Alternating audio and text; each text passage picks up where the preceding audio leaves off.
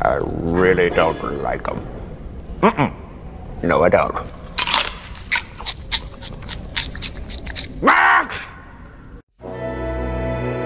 Todo mundo tem aquelas cenas de filmes e desenhos que ficaram gravadas na memória, não só pela qualidade, mas pelo medo que causaram. Algumas das cenas que eu vou citar aqui eram feitas para assustar. Outras, nem tanto, mas, de alguma forma, elas conseguiram me traumatizar quando eu era criança. Hoje, vou relembrar as 11 cenas que mais mexeram comigo na infância, e talvez com você também. Então, prepare-se para uma viagem nostálgica e um pouco perturbadora.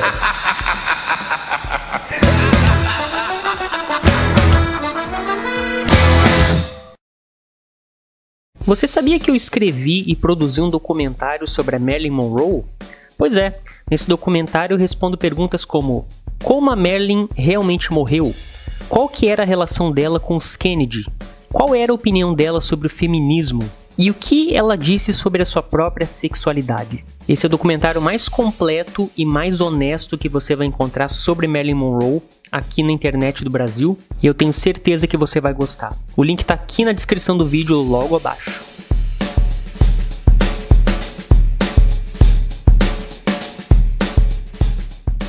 Com todos os demônios, Frankenstein Jr. desapareceu! E agora é você, galante guardião de deuses.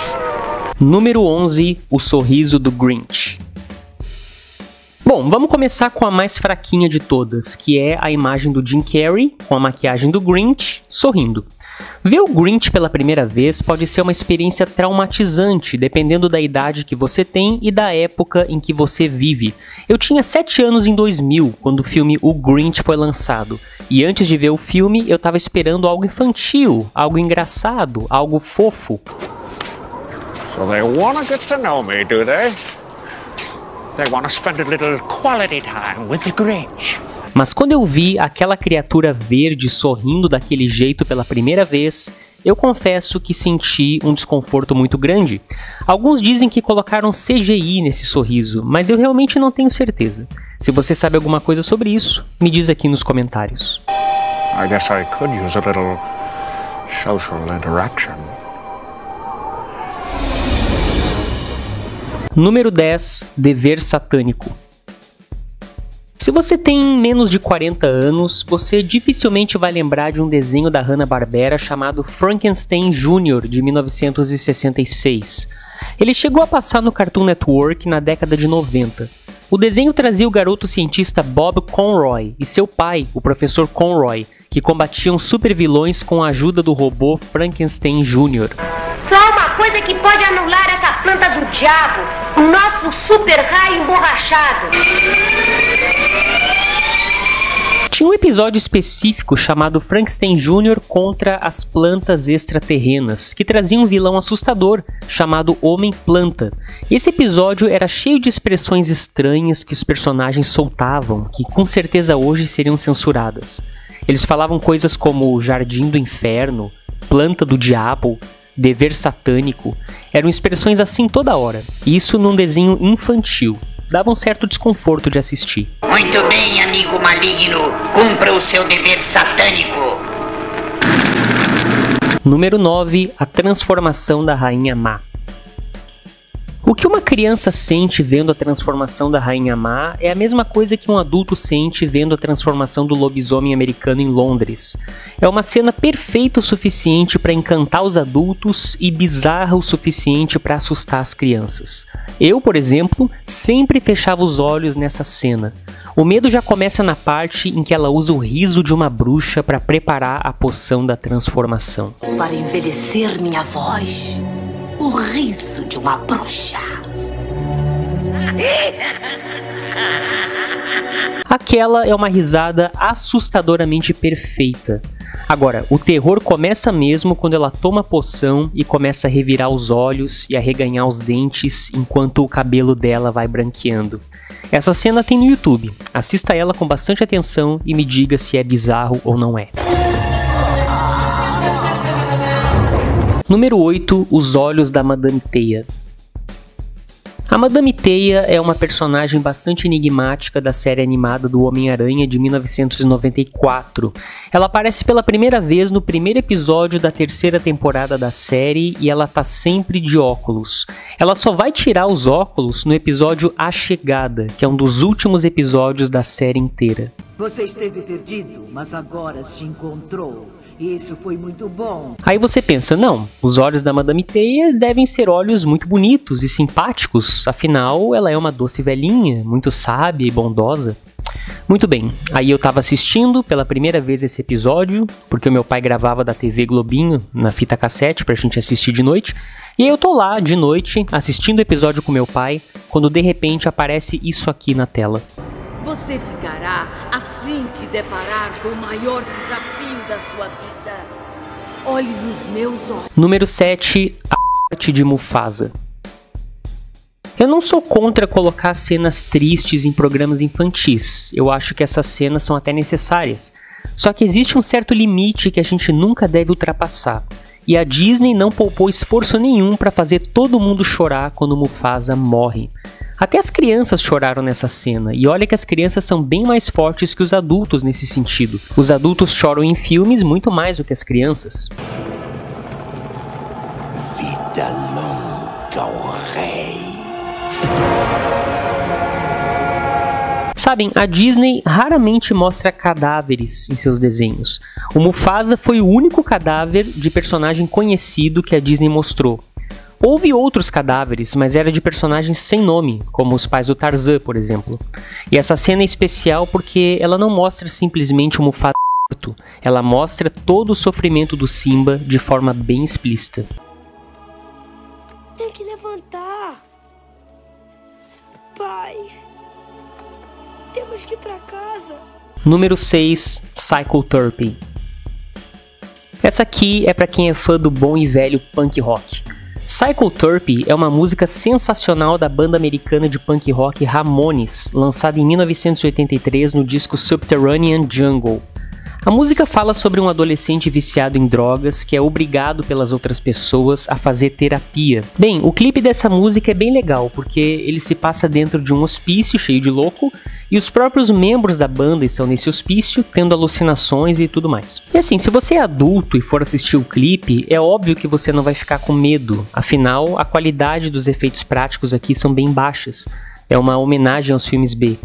Mas se você colocar uma criança de 3, 4, 5 anos no máximo para assistir isso, a história é outra.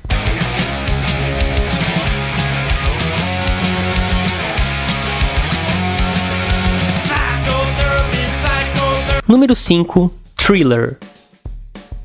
E já que estamos falando de videoclipes assustadores, por que não falar do maior e melhor vídeo musical de todos os tempos, e que me colocou muito medo quando eu era criança? Você pode não se assustar com esse clipe, primeiro porque você já deve ter visto tantas vezes que se acostumou, e segundo porque a gente está em 2025 e muita coisa assustadora já foi lançada.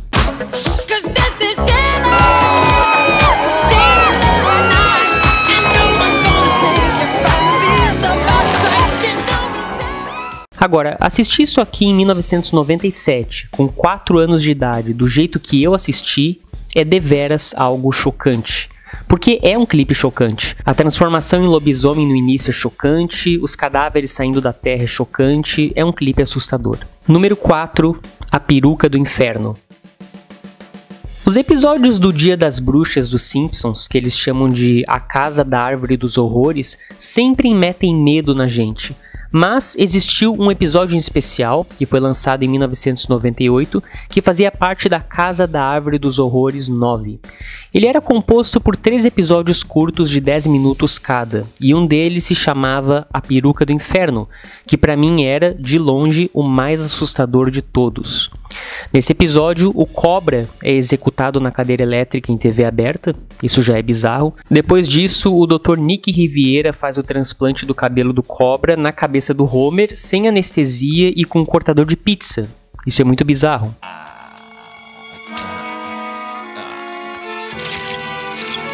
Em seguida, a personalidade do Cobra domina o cérebro do Homer e ele assassina o Apu e o Moe. O Moe forma brutal, porque o Homer arranca fora o coração dele com um saca-rolhas, e isso é bem desconfortável de assistir. Enfim, não mostre esse desenho para uma criança de 5 anos, a menos que você queira traumatizá-la.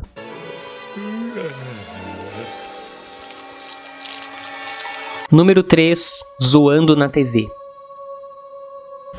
Tá, por onde é que eu começo? Eu acho que pouca gente vai lembrar desse filme. Se você já viu esse filme, comenta aqui embaixo para eu saber.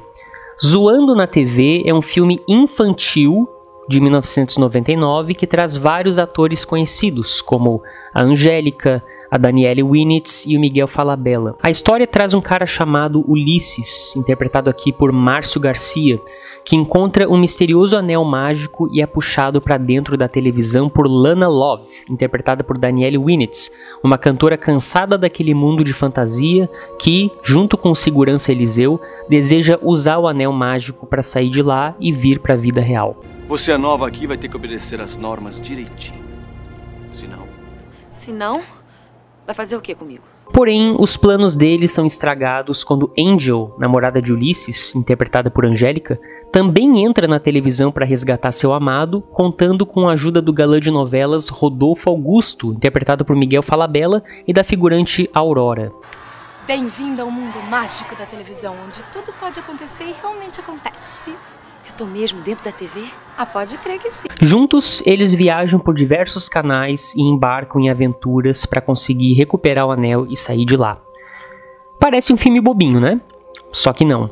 Esse filme é cheio de coisa errada e eu quero sempre lembrar aqui que esse é um filme que foi classificado como infantil quando ele foi lançado. Tem mulheres seminuas, assassinato,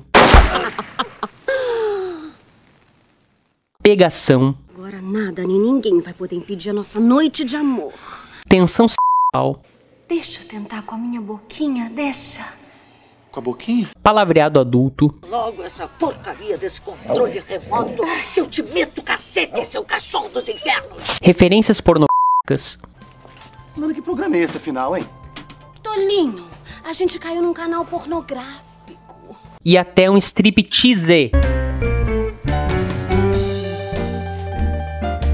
Você já viu um striptease num programa que não só recebeu classificação livre, como também foi classificado como infantil? Não? Pois é, graças aos maravilhosos anos 90, agora você pode. Ulisses, seu filho da... Angel! Pode ser uma sessão da tarde, meu amor. Deve ter criancinha assistindo. Angel! Número 2, o demônio do colchão.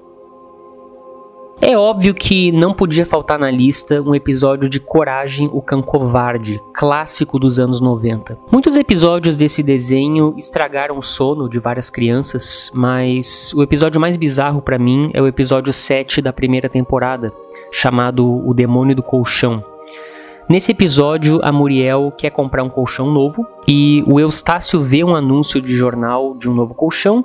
Muriel liga para o número do anúncio, pede um novo colchão, porém o colchão que é entregue não é um simples colchão, e sim um colchão amaldiçoado.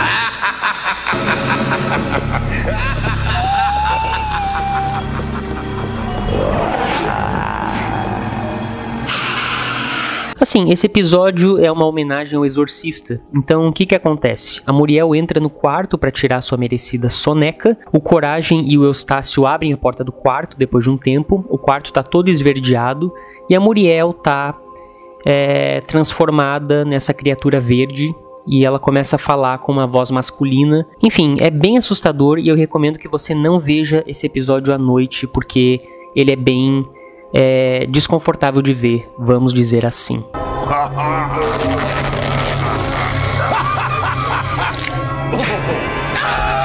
Aquele monstro gira a cabeça 360 graus, lambe as pessoas, vomita. Até hoje eu acho bem tenso isso, né? E eu não tenho a menor ideia de como esse desenho nunca sofreu um processo ou nunca foi censurado, nem nada. Eu acho que se ele fosse lançado hoje, com certeza muitos episódios seriam censurados e a série inteira correria o sério risco de ser cancelada.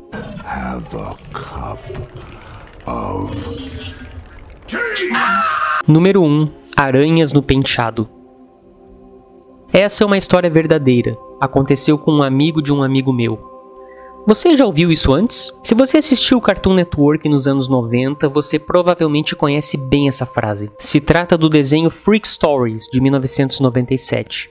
A série, descrita como um além da imaginação para crianças, trazia alguns mitos e lendas que são contados como histórias assustadoras de fogueira ou de hora de dormir. Cada episódio sempre começa e termina com a frase: "Esta é uma história verdadeira, aconteceu com um amigo de um amigo meu." This is a true story. It happened to a friend of mine. Her name was Cindy. As histórias curtas e os estilos de mudança foram projetados especificamente para manter a atenção dos espectadores. E todos os episódios eram bem bizarros. Eu não sei como eles permitiam que as crianças assistissem isso, porque essas histórias eram adubo para pesadelo. E eu tô falando muito sério, tá, gente? Nozes Mistas, O Suspeito, Inseto na Orelha, Segura em Casa, todas essas histórias eram capazes de deixar qualquer valentão assustado, mas tinha um episódio em especial que me assustou bastante. Yeah, Cindy's life was pretty much perfect. Or so everyone thought. Esse episódio me assustou tanto que eu não consegui dormir naquele dia e eu fiquei só chorando na cama. E ele se trata do episódio Aranhas no Penteado, da primeira temporada. Nesse episódio, que se passa nos anos 60, uma adolescente chamada Cindy decide adotar um penteado enorme e cheio de spray. E, orgulhosa do visual, ela se recusa a lavar o cabelo por semanas, mesmo sentindo um terrível desconforto. Com o tempo, ela começa a sentir dores de cabeça horríveis, mas só percebe o verdadeiro horror quando desmaia em público.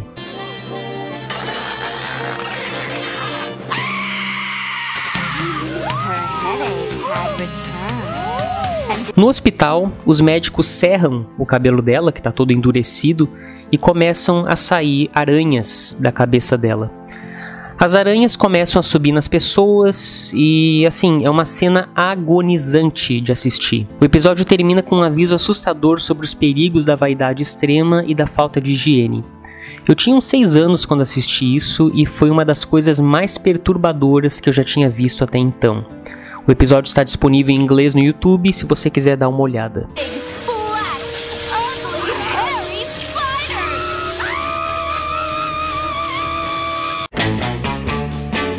Então é isso, pessoal. Essas foram as 11 cenas que mais me deixaram desconfortável quando eu era criança. Mas agora eu quero saber de você. Quais dessas cenas você já conhecia? E eu quero saber também quais foram as cenas que traumatizaram você quando criança. Então me conta aqui nos comentários.